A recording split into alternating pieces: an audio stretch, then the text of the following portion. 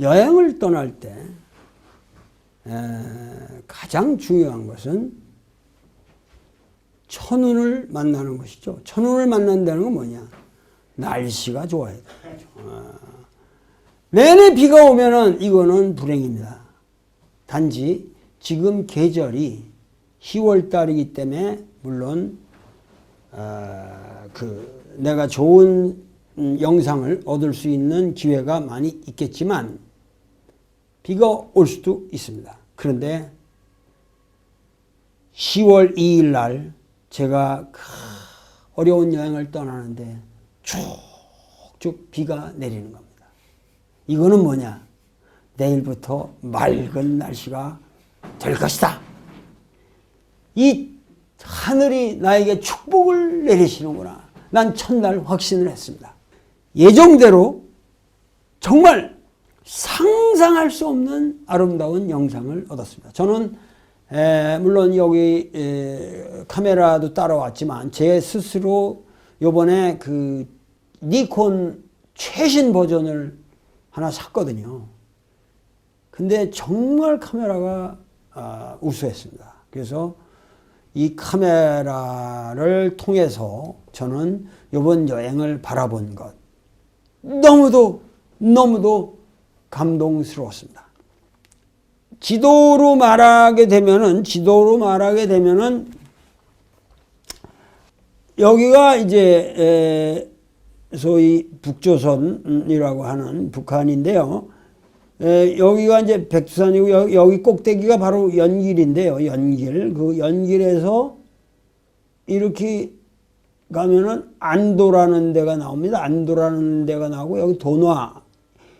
이 지역이 전부 우리 민족의 그 독립운동, 제가 독립운동사를 찍었지만 독립운동과 관련이 있는 지역이거든요. 전부. 그래서 이 안도현에서 그 유명한 이제 그 김일성의 안도현 회의라든가 뭐 거기서 그 김일성이 이제 동부 항일 연군의 중요한 멤버로서 등장하게 되는 계기가 되는데 하여튼 그런 저기에서 나는 이게 차가 뭐 도나로 해서 이렇게 쭉 내려가는 줄 알았더니 여기 안도에서 꺾어서 내려가더라고요. 안도에서 꺾어서 내려가는데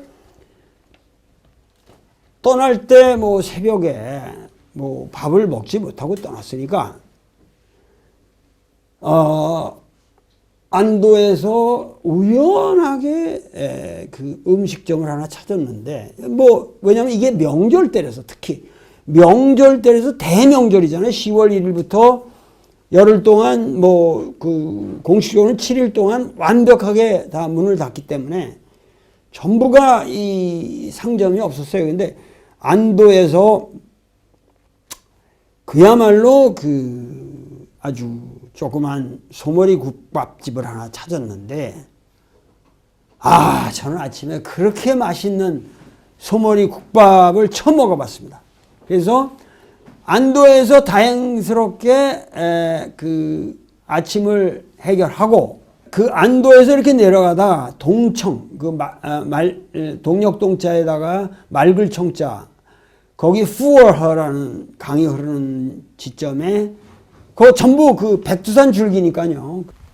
이 고구려 유적을 찾아가는 길에 백두산 줄기에 있는 이 아름다운 우리가 마을들을 지나면서 잠깐 내려와 봤는데 그야말로 그 백두산 천지 가서 느낄 게 아니라 이 주변에 이런 평범한 이 백두산 줄기들의 모습 속에서 우리는 백두산의 진짜 모습을 발견하는 것 같아요. 근데 여기 보세요. 여기 흐르는 이 강이 이게 결국은 훈강이라고 그러는 강이 되는데 이것이 소위 말해서 우리가 말하는 비류수입니다. 우리 역사에 나오는 주몽이 최초로 도읍한 그 비류수 줄기가 아직도 이렇게 흐르고 있고 이 앞에 이 지역 사람들은 이제 그 옥수수를 주식으로 삼기 때문에 그 줄기를 이렇게 놔가지고 이 소들이 이렇게 자유롭게 그 수수의 줄기를 먹고 있는 모습이라든가 여기 닭의 모습을 봐도 그야말로 우리 토종닭들 그리고 여기 채마밭 이 소담한 이 집들이 앞에 보이지만 이 집들도 다 안에 들어가면은 저게 전부 온돌집으로 되어 있습니다. 그래서 아주 평범한 모습이지만 여기 우리는 이런 곳에서 우리 고대사의 온기를 느껴봐야 되지 않을까.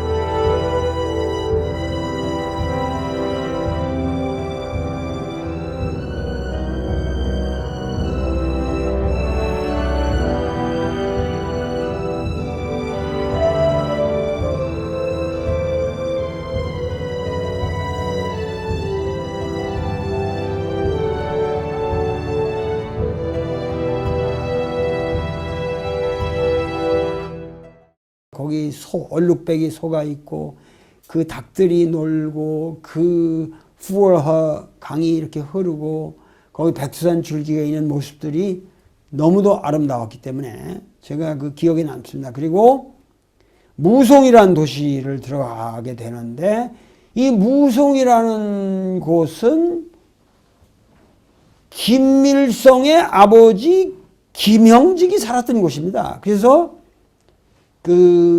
이 김일성이 최초로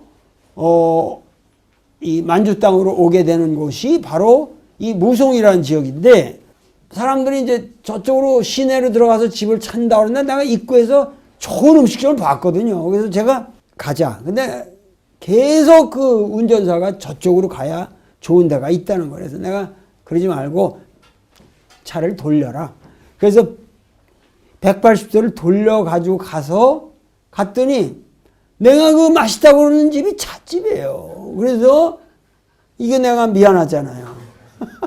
그런데 얼핏 이렇게 보니까 찻집 뒤로 엉성한 듯이 보이는 집이 하나 보이는데 아주 맛있는 음식점 같이 보이더라고요. 감이. 그래서 내가 딱 들어갔더니 음식들을 그날 먹을 음식을 생으로 한 디시에 들어갈 자료들을 다 담아서 이렇게 진열해 놨어요. 그래서 이거 찍기만 하면 그대로 갖고 가서 그대로 요리를 해줍니다. 그런데 이게 얼마나 그 요리가 맛있었는지. 그리고 이 술도 이 지역 술들이 있어요. 그러면 지역 술들은 예를 들면 마오타이주 같은 게 있는데 마오타이주는 2,000엔을 달래요. 그런데 우량회 같은 것도 거기 있는데 우량회가 우량이라는 게 5가지 곡식이라는 의미예요. 우량이라는 게 5가지 곡식 뭐 수수도 있고 뭐 들어가 보였는데 그 우량액이 아니라 우량순이라고 그래가지고 그 지역에서 만든 술이 보통 우리가 먹는 우량액은 3,000원 받는 걸 60원이면 되는데 여기서 지방에서 만든 술은 훨씬 60원짜리가 한국의 3,000원짜리보다 훨씬 더 맛있습니다. 훨씬 더 맛있어요. 그래서 제가 그 선심을 쓰듯이 맛있는 요리와 우량순을 대접을 해가면서 그 점심을 맛있게 먹고 계속 떠나는 거죠. 그래서 이제 그날로 근 15시간의 시간을 소요해서 그 15시간을 통해서 저희가 먼저 간 곳은 주몽이 최초로 도읍을 한 환인이라는 지역입니다. 환인은 지금 그 환웅할 때 그 환자와 인을 인이라는 그 말미암을 인자를 쓰지 않고 이 어질 인자를 쓰지만 옛날에 인이라는 건 다 같은 거예요. 그러면 환인이라는 곳이 이게 소위 말해서 주몽이 최초로 도읍한 흘승골성이라고 하는데 옛날 그 표기라는 것은 이게 전부 포네틱 하나의 그 이 음성 발음을 이 음역해서 쓴 거기 때문에 여러분들이 고대 지명을 읽을 때 엄밀한 그 무엇이 있는 것처럼 얘기하지 마세요. 그거는 무엇인가 그 당시 발음의 실체가 있는 거예요. 그리고 이제 하여튼 그 헐성골성이라는 데가 있는 곳이 환인이라는 곳인데, 나는 환인이라는 그 지명도 후대에 붙여진 이름이긴 하나 그것이 우리 고대 단군 설화에 나오는 환인 환웅의 얘기와 무관한 것이라고 저는 생각을 하지 않았어요. 이것은 저의 직감이고 이 직감에 대해서는 제가 나중에 다시 말씀을 드리겠습니다. 그래서 환인을 갔는데, 환인을 뭐 새카만 밤중에 들어갔죠. 밤을 들어가니까 그 도시가 아주 야경을 잘 꾸며놨어요. 그런데 불행하게도 여기 떠날 때 예약을 못했어요. 예약을 하려니까 터무니없이 돈을 달래가지고 그 호텔을 거기 가서 찾아야 되는데 밤늦게 다행히 그 오녀산성이라고 하는 최초의 도읍집 바로 밑에 바로 새로 지은 호텔을 현지인들로부터 소개를 받아서 거기를 찾아갔고 가보니까 정말 좋은 호텔이었어요. 그래서 그날 아주 깊은 잠을 자고 새벽에 6시쯤 탁 눈을 떠서 카텐을 촥 열고 보니까는 그 찬란한 하늘과 쫙 청잣빛 푸른 여명을 뚫고 들어오는 그 황색의 그 햇빛이 쫙 햇살이 비치면서 우뚝 헐성골성이 서 있는 거죠. 제 눈앞에. 이야, 내가 드디어 주몽의 도읍지에 왔구나. 지금 제가 서 있는 이곳이 아마도 그 주몽이 여기 와서 이 오녀산성을 발견한 곳이 아닐까, 저는 이렇게 생각을 합니다. 그 이규보 선생의 그 고려 시대 때 유학자로서 제가 제일 존경하는 분인데, 이규보 선생의 동명왕편을 보면은 저게 지금 오녀산성이 아니고 전통적으로 홀승골성이라고 불렀던 거거든요. 홀승이라는 건 홀연이 올라간다. 그리고 골이라는 건 뼈란 말이에요. 그러니까 홀연이 이렇게 우뚝 솟은 뼈다귀 같은 그런 성이다, 그런 얘기가 되겠는데,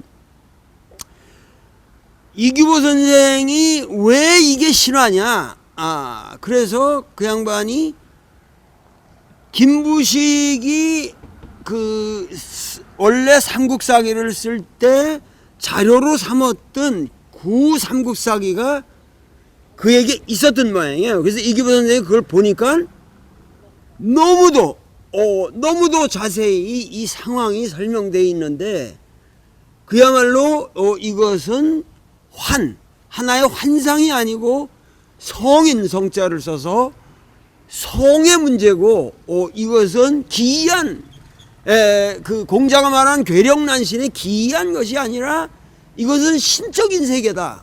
그러면서 주몽이 여기를 왔다가 이 뿌연 이 비루수가에서 이렇게 봤을 때 호련히 안개가 거치면서 저 성이 우뚝 비루수 건너서 서 있는 모습을 보고, 저기다, 내가 바로 도읍할 곳이 저기다, 그 외쳤던 곳이 바로 내가 서 있는 이곳이 아닐까. 이 비류수 건너, 지금 이걸 혼강이라고 부르는데 이게 비류수라는 건 모든 사람이 얘기하고 있는 것이고, 바로 광개토대왕비가 여기서 얼마 안 떨어진 곳에 있는 곳이고, 그리고 그 모든 성터의 자리가 남아있는 저곳, 저 오녀산성이야말로 우리 민족의 진정한 그 구체적인 역사의 시작을 알리는 최초의 도읍지가 되겠습니다. 그리고 그러한 도읍이 가능했던 것은 이것이 신화가 아니라 그 이전에 고조선의 광대한 강역에 그 막강한 하부 구조가 있었기 때문에 저런 산성을 지었을 것이 아닌가. 단재 신채호 선생이 이곳을 와서 보시고 그야말로 통곡을 하면서 우리 민족의 고대사를 되찾아야 되겠다고 외친 그 감회가 바로 이곳의 설입니다. 지금 이게 우리가 이제 환인의 그러니까 10월 3일 날 새벽에 제가 이 주몽의 최초의 도읍지라고 하는 곳을 지금 바라보고 있는 거죠. 그러면 주몽의 최초의 도읍지라는 건 뭡니까? 결국은 주몽의 어머니가 북부여에 어떻게 거기서 하백 어떻게 해가지고 뭐가 이렇게 잉태해가지고 알을 낳는데 그 알을 깨고 나온 게 주몽이라는 거 아닙니까? 근데 어려서부터 활을 잘 쏴가지고 그 나라 말로 쪼우모라는 게 활 잘 쏘는 사람이다 이런 의미 다 아시잖아요. 그래가지고 그 왕자들이 다 이제 시기를 해가지고 이렇게 말 잘 먹이고 이래가지고 자기가 비실비실한 좋은 씨는 비실비실하게 만들어서 자기 걸로 해가지고 나중에 이렇게 해가지고 이제 도망을 치게 되는 건데, 그러고 와서 그 도망을 치는 과정에서도 이 뒤에서 쫓아오는데 하니까는 그 강을 건널라는데 영 건널 수가 없어가지고 하니까는 자라랑 거북이가 올라가지고 가시라. 그래서 그대로 말발굽을 달리면서 가고 그 뒤에 오니까 얘들이 싹 사라져서 따라오지 못했다. 안개가 척하고 어떻게 이제 주몽이 막 헤매다가 안개가 비가 착 거치면서 호련히 거대한 우뚝 솟은 성이 나타났다. 저기다. 우리의 도읍지는 저기다. 저기가 가장 안전한 곳이다. 이런 얘기거든요. 그게 마치 내가 그냥 빗속에서 15시간을 버스를 타고 내려와서 고나게 자고 눈을 뜨니까 헐승골성이 나타나는 거죠.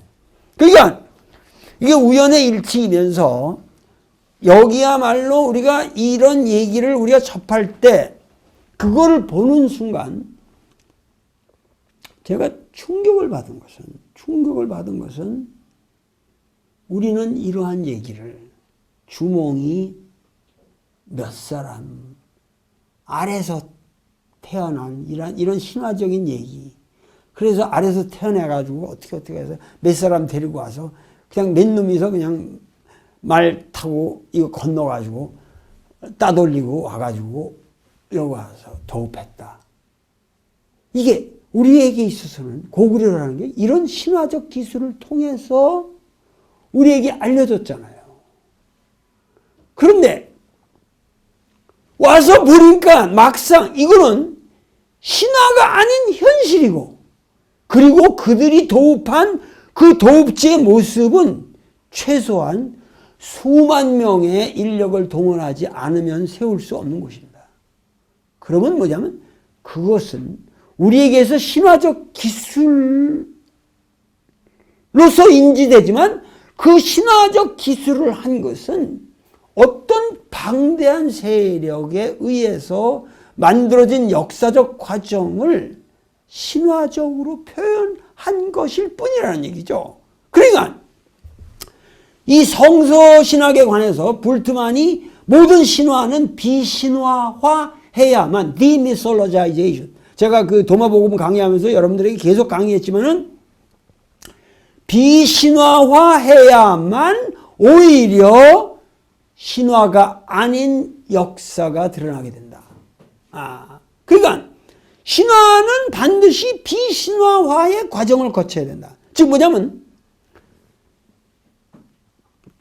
북부여로부터 그 북부 지역으로부터 이 환인 지역으로 방대한 민족 이동이 있었는데 그 이동을 주관한 리더는 거기서 건국의 시조가 되었으므로 새로운 어떠한 터전을 시조를 말했으므로 부계가 있으면 북부에서 내려왔으면 이건 북부여의 아류밖에 안 되니까 그러면 부계를 없애려면은 난생으로 하면은 아버지가 없어지니까 그렇게 되면은 시조가 된단 말이에요. 예수도 시조가 되기 위해서 애비를 없앴잖아요. 성령으로 마리아가 잉태했다 이렇게 해가지고 아버지를 없애버리잖아요. 그러니까 모든 비기너 시조는 부계를 단절시키는 양식이 있다는 거죠. 그러니까 신화는 일종의 표현 양식일 뿐이라는 거예요. 표현 양식. 그러면 이 표현 양식, 이러한 양식을 비로소 그들은 새로운 국가의 건국을 알렸고 그 세력은 엄청난 세력이었는데 여기서 한 40, 50년 있다가 너무 비좁으니까 형세가 비좁으니까 지반이라는 새로운 거대한 평지로 옮기게 되었고 거기서 거대한 제국을 형성해서 광개토왕이라는 아주 역사적 실체가 있는 인물이 등장했고 그 사람이 거기다가 죽고 나는데 그 아들 장수왕이 거기에 비각을 세웠다. 그런데 그 비가 오늘날 그 자리에 그대로 서 있다. 그런데 그 비문에 쓰여져 있는 내용을 보면은 바로 그들에게 있어서 몇십 년, 200년 전 이야기들이 그대로 쓰여져 있고 그러한 그 형국을 우리는 그대로 볼 수 있다. 이게 신화입니까? 여러분 생각해 보시죠. 이게 신화냐고요.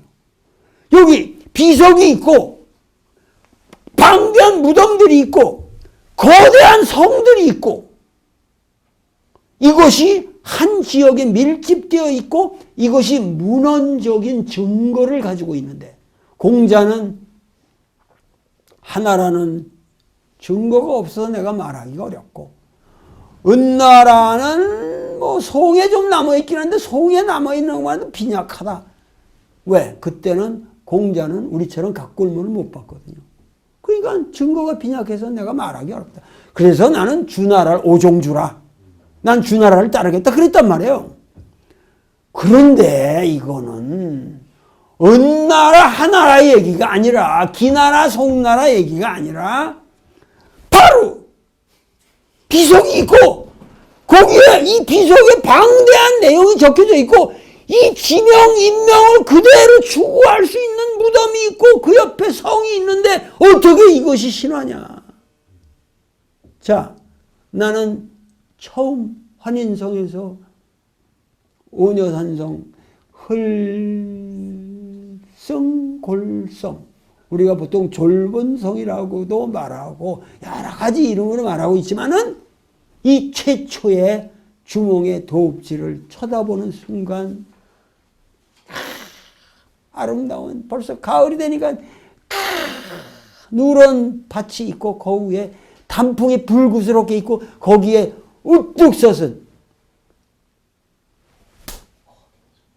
그 이스라엘 민족이 최후까지 항전을 했던 마사다 요새는 장량감입니다. 그건 장량감에 로마 대군단의 할아버지가 와도 정복을 할 수 없는 방대한 이 구조 거기에 거대한 성벽이 둘러쳐져 있고 자, 그 모습을 보는 순간 눈물이 쫙 나.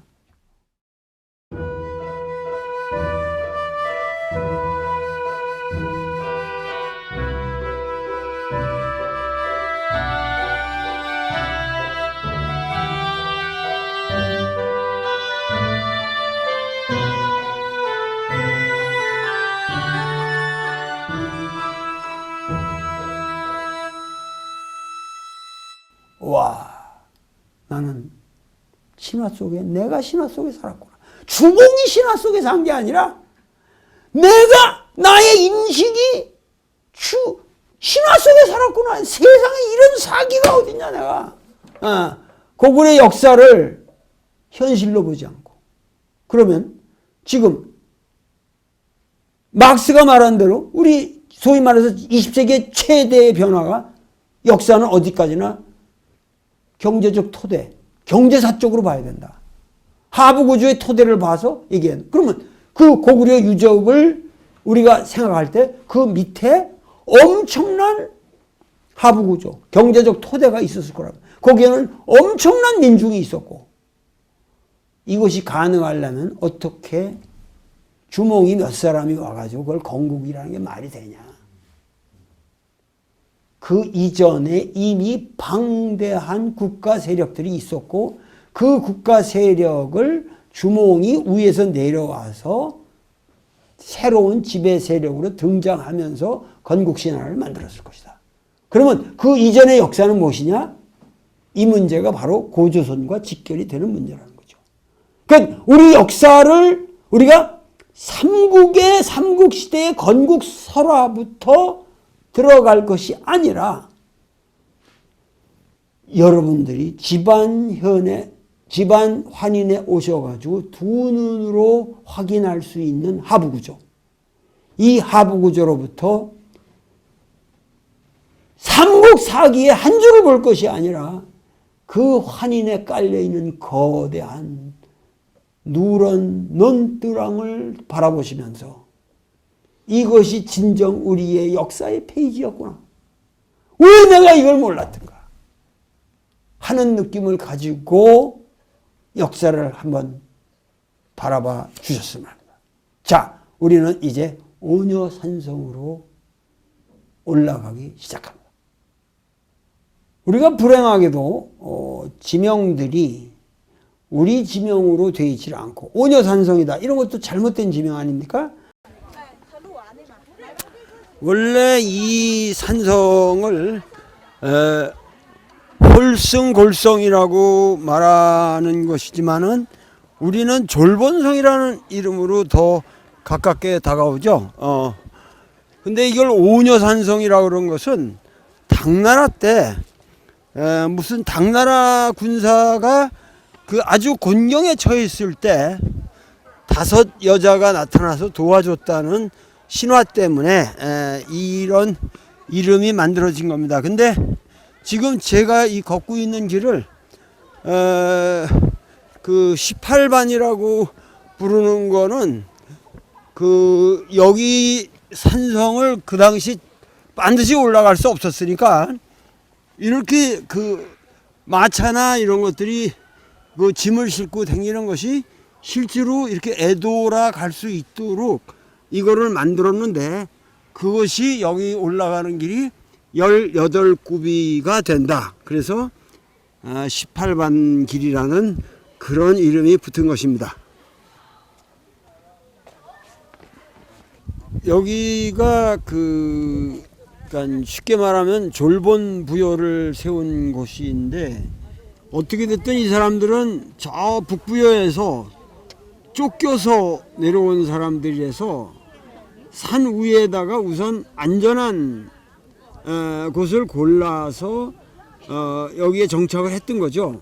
이 사람들이 이 지역을 환인이라고 부른 것이 우연일 수도 있겠으나 그 인자가 다르긴 합니다만은 우리 그 고조선의 환웅이 환인의 아들이었다라는 걸 생각하면 모종의 그 이 지역과 고조선의 관계도 암시하는 그런 어떤 테마가 있지 않을까. 바로 여기서 이 적들을 맞이해야 되는 그런 위험을 항상 느꼈기 때문에 여기가 바로 점장대, 그 북한산성에 있는 동장대 비슷한 곳인데 여기서 내려다보면 한눈에 모든 이 동양을 바라볼 수가 있기 때문에 지금은 여기에 수몰이 됐지만 이 지역을 한눈에 바라볼 수 있기 때문에 여기가 이 산성의 가장 중요한 그 장소였다고 말할 수 있죠. 여기서 그 바라보면서 가슴 아픈 거는 저 앞에 한인댐이 만들어지면서 여기 이렇게 그 거대한 저수지가 만들어졌는데 이 저수지 때문에 여기 한 최소한 1000기에 가까운 그 고구려 고분들이 수몰이 됐습니다. 그래서 참 아까운 일이긴 하나 오히려 요새 하도 파기가 심한 걸 보면 물속에서라도 그냥 오래 좀 보존이 됐으면 하는 마음만 가지고 이 자리를 떠납니다. 쭉 돌아보면서 여러 가지 걸 느끼고 그 꼭대기에서 간단히 이제 좀 먹었죠. 왜냐면 아침에 그 호텔이 새로 진 호텔이어서 아침이 없었기 때문에 이날 하루 종일 굶었습니다. 우리가 하루 종일 굶었거든요. 그래 가지고 거기를 쭉 보고 돌아 내려오는데 여기 우연히 내가 지나가다가 남들이 안 보는 여기 그 뭔가 초소 밑에 있는 성벽을 발견했는데 이 성벽이야말로 그 고구려 그 사람들이 돌을 쌓았던 모습을 전형적으로 보여주는 곳이라고 말할 수 있습니다. 여기 보시면은 이쪽에는 이렇게 네모 반듯반듯하게 이렇게 되어 있지만은 저쪽 안으로 쐐기형으로 나가 있거든요. 그 사이사이를 돌을 끼워서 이렇게 만들었는데 이쪽에 보시면은 그 쐐기 나온 모습이 보이거든요. 그러니까 이 앞에 면에서 이쪽으로 들어간 거는 이렇게 여기 반듯하게 되어 있고 저쪽 반대편에서 저렇게 되어 양쪽으로 그렇게 쌓은 거죠. 그래서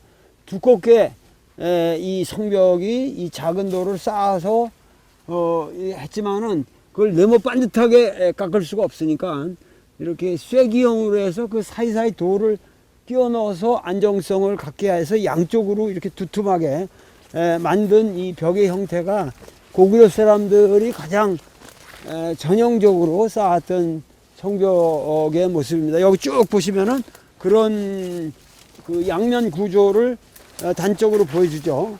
이쪽에서 이렇게 반듯한 부분하고 저쪽에서는 이제 반대편의 모습을 보여주고 있습니다.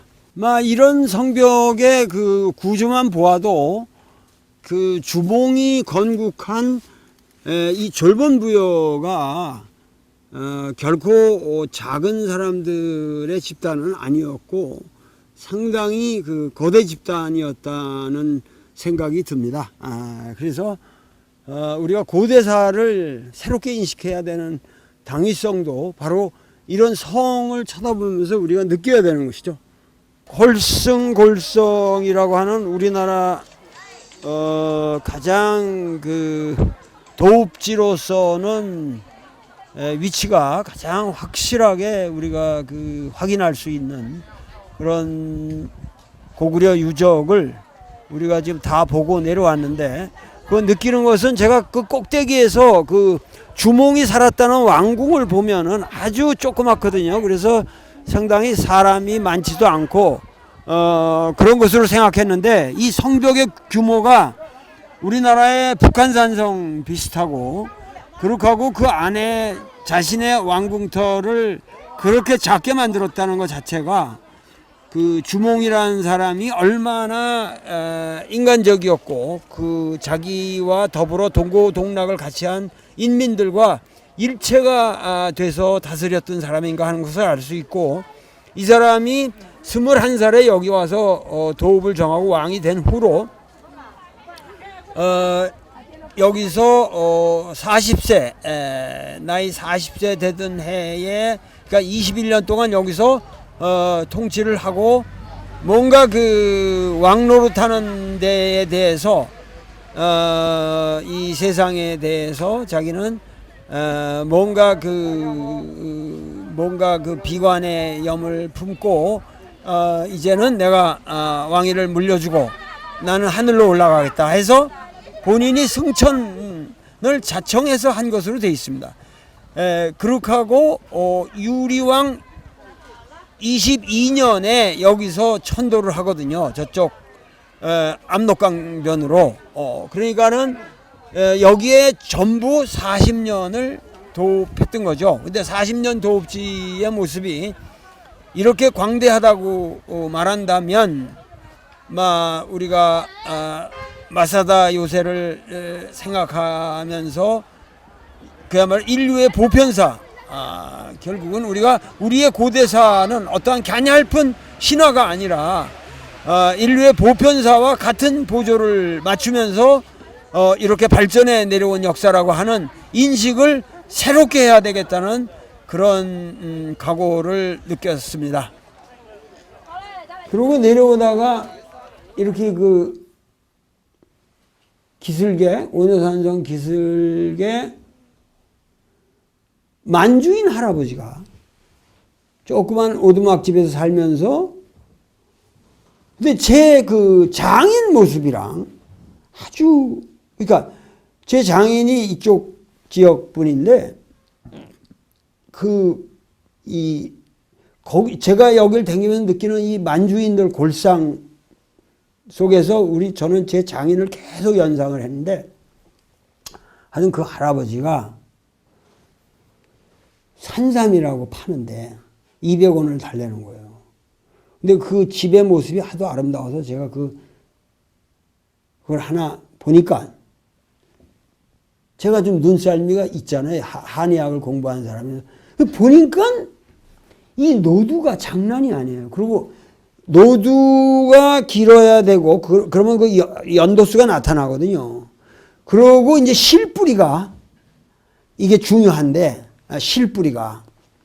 그리고 실뿌리에 그 이슬이 이렇게 맺혀야, 이슬이 맺힌다고 해서 동글동글, 그냥 실뿌리가 아니라 이 산삼은 실뿌리 끝에 이렇게 뭐가 이렇게 맺혀 있습니다.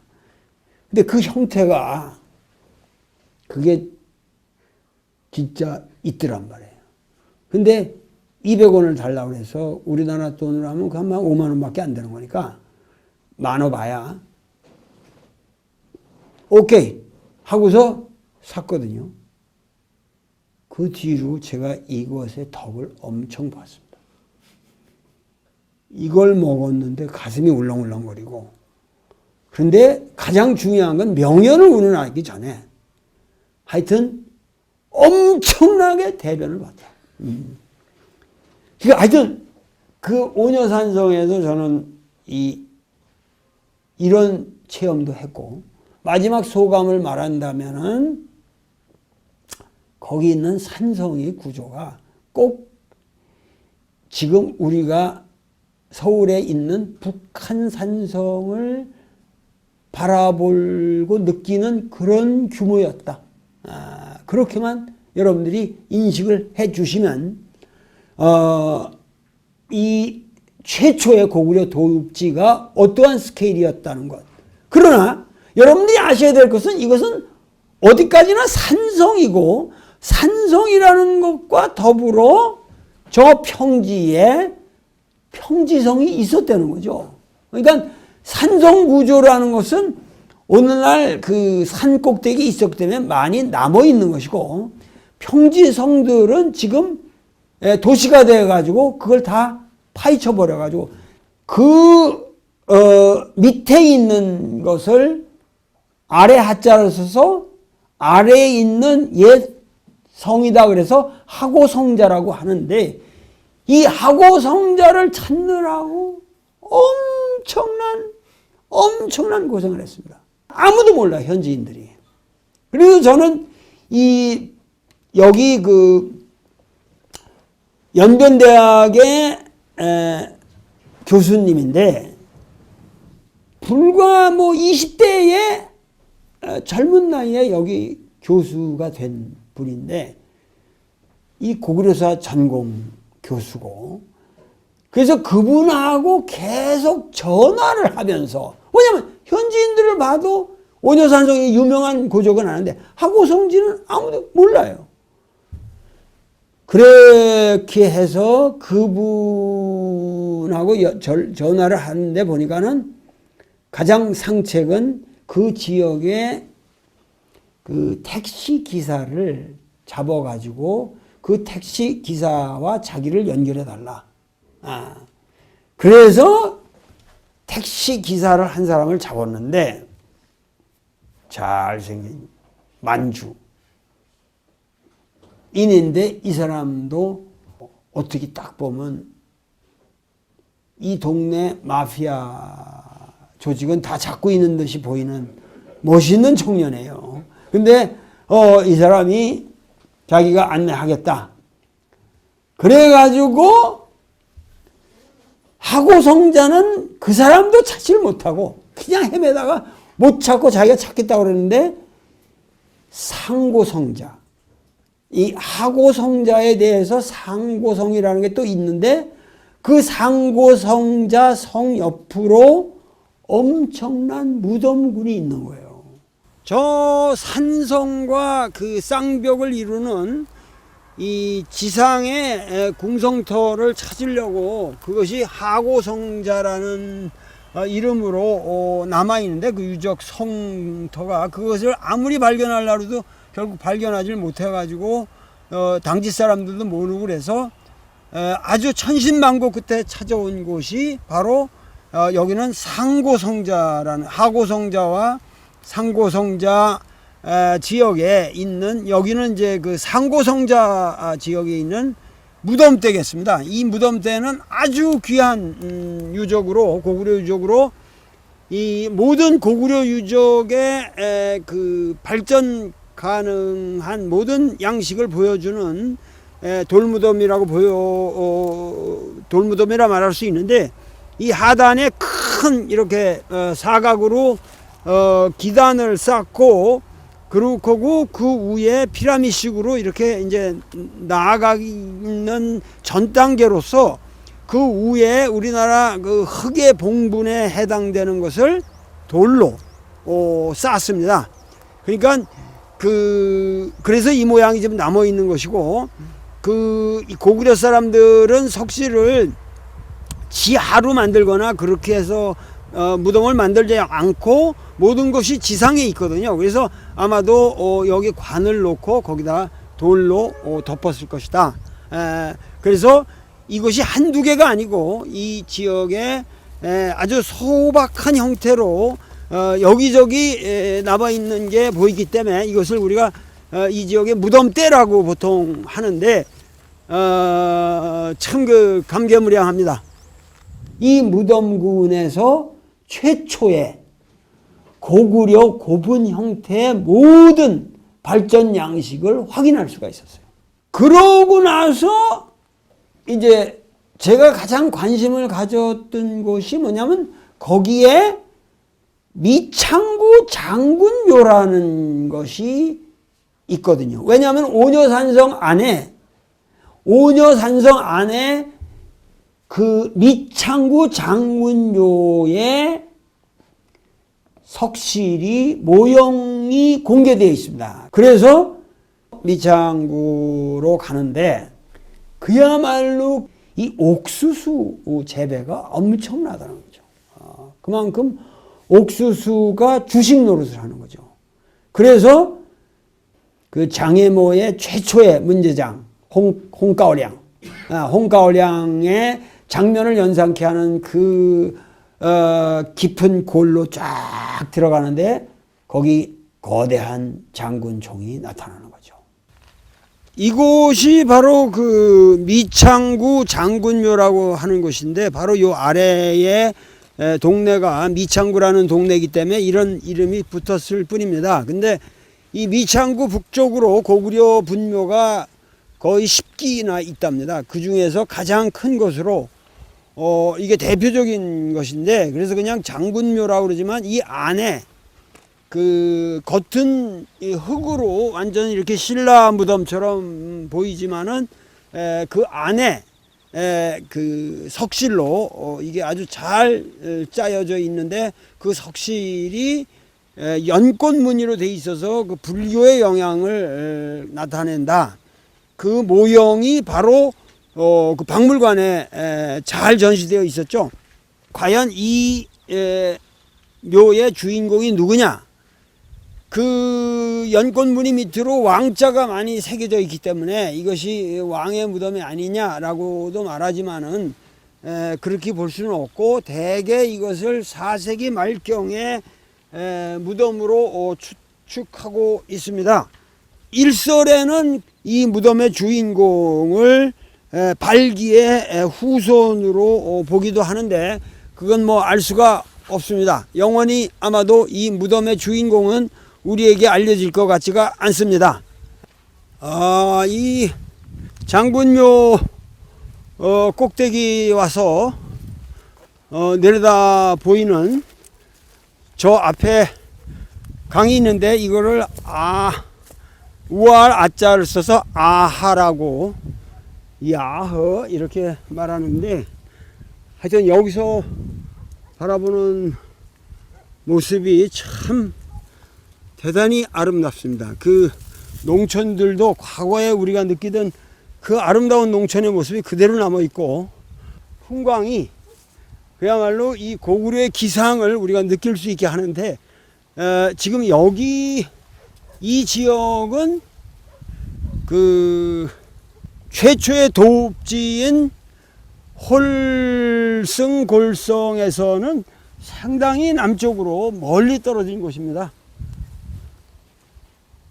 그리고 이제 다음 날부터 집안 여행이 시작되겠습니다.